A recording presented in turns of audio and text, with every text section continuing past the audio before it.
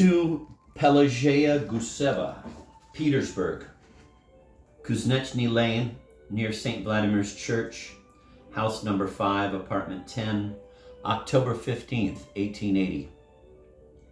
Much esteemed Pelageya Yerogovna, instead of making such bitter reproaches, you might have assumed, at least for a second, that something had happened and that circumstances had prevented me from answering you.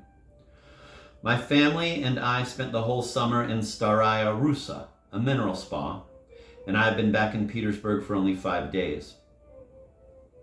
Your first letter of July, the one addressed to Messenger of Europe, took an exceedingly long time to reach me until the end of August.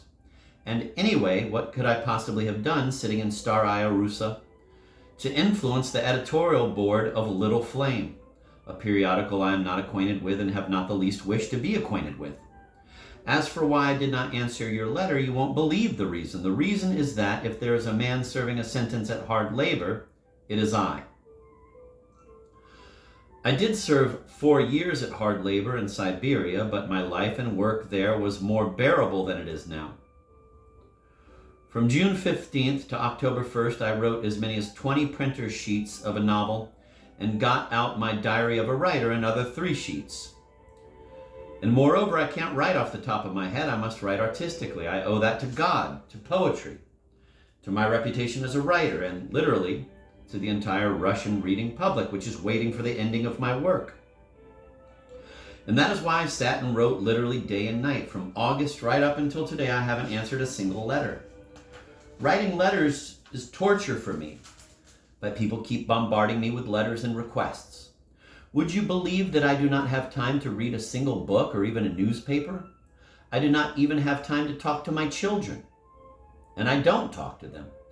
And my health is worse than anything you can imagine. A catarrh of the respiratory passages has developed into emphysema, an incurable disease, suffocation, insufficient air, and my days are numbered. Owing to the pressure of work, my epilepsy has also become more acute. You are at least in good health, and you ought to have pity for those who are not. If you're complaining about your health, you are not, after all, suffering from a fatal illness, and may God allow you to enjoy many years of good health, but, well, please forgive me. As for your second letter, which is dated September and is full of reproaches, I received it only a few days ago in Petersburg. My mail was still being sent to Staraya Russa and was not being forwarded from there because I had inadvertently, of course, left incorrect instructions. And so now I have received dozens of letters at one time.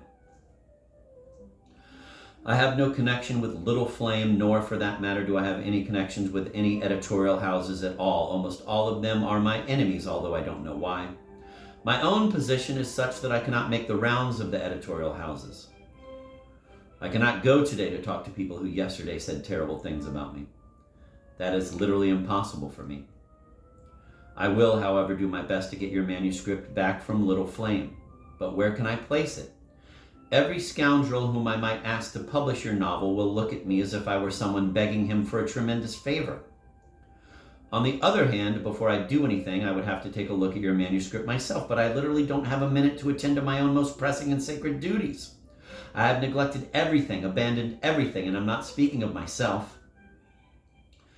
It is night now. After 6 a.m., the town is beginning to wake up.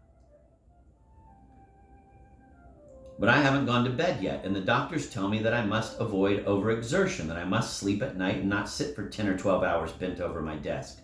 Why do I write at night? Because no sooner do I wake up at 1 p.m. than my bell starts ringing without let-up. One comes asking me for one favor, another for another favor, a third makes demands on me, and a fourth demands insistently that I solve some sort of accursed, unsolvable problem for him, warning me that if I don't do it, he will shoot himself, although I may never have set eyes on him before. Finally, there are all sorts of delegations, university students, male and female, high school students, individuals from various charitable organizations, asking me to read at their evenings. And when am I supposed to think, to work, to read, to live? I will send someone to the editorial office of Little Flame, and I will insist that they return the manuscript. But as for reading it and placing it, I have no idea when or how I could possibly do anything about it, for I literally cannot, having neither the time nor the right connections. Perhaps you think that I don't want to go to see these people because I'm too proud? But for pity's sake, how could I go to Dostoyevsky or to The Voice or to Rumor or to any place where they abuse me in the vilest way? And if I brought them a manuscript that later happened not to be a success, they would say, Dostoyevsky hoodwinked us. We trusted him because he is an authority, but he duped us in order to get some money out of us. The press will get hold of it, spread it around, set people's tongues wagging. You don't know what the literary world is like. Don't be surprised that I should say things like this. I'm very tired and my nerves are painfully upset. I would say the same thing to anybody else, male or female. Do you realize that I have dozens of manuscripts lying around that have come by mail from complete strangers who want me to read them and send them to magazines with my recommendation? You must know all the editors, they say, but when then am I supposed to live and do my own work? And what a fine thing it would be for me to haunt the editorial offices. If everybody has told you that your novel is too long and drawn out, then of course there must be something wrong with it.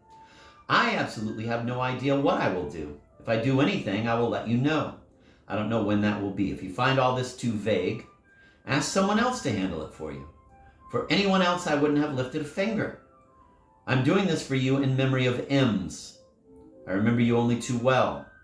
I did read your letter, the first one. Indeed, I read it. But don't write me about that in letters. With a friendly handshake, I remain all yours. F. Dostoyevsky. Added in the margin. The entire literary world, without exception, is hostile to me. Only the readers of Russia love me. That's the end of the letter, and then it says, in a footnote, Pelageya Yegorovna Guseva was a little-known writer who had published some poems and stories under the pen name of A. Shumova. She had met Dostoyevsky in Ems in the summer of 1875. Messenger of Europe was a liberal magazine.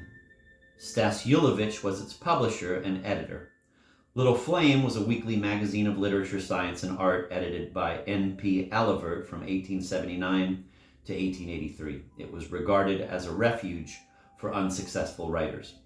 Rumor was a daily newspaper of politics, economics, and literature. All of these publications, as well as The Voice, had criticized the brothers Karamazov and Dostoyevsky's speech at the Pushkin ceremony.